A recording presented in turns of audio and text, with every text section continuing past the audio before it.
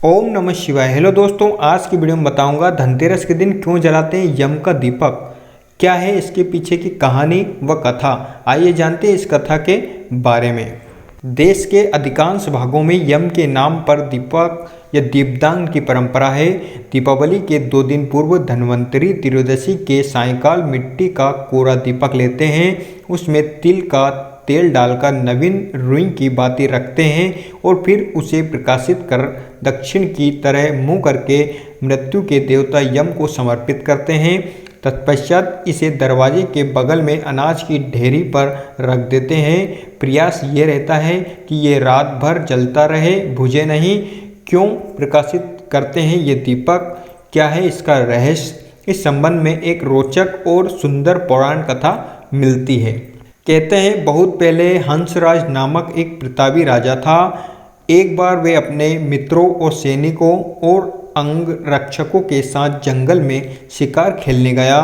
संयोग से राजा सबसे बिछुड़कर अकेला रह गया और भटकते हुए एक अन्य राजा हेमराज के राज्य में पहुंच गया। हेमराज ने थके हारे हंसराज का भव्य स्वागत किया।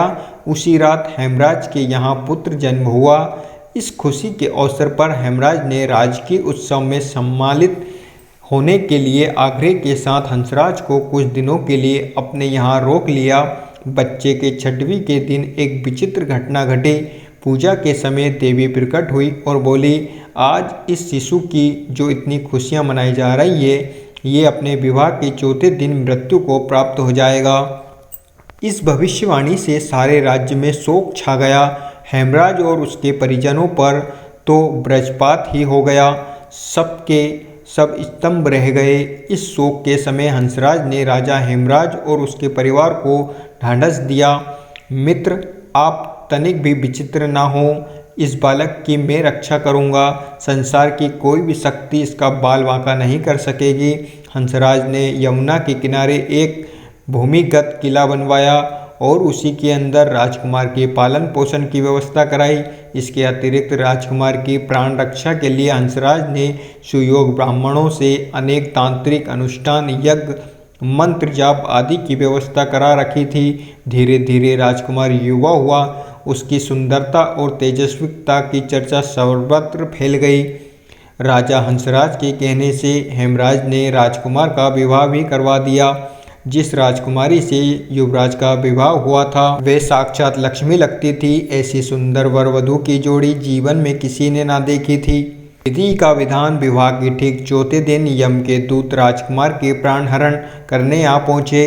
अभी राज्य में मांगलिक समारोह ही चल रहा था। राज परिवार और प्रजाजन खुशियां मनाने में मग्न थे।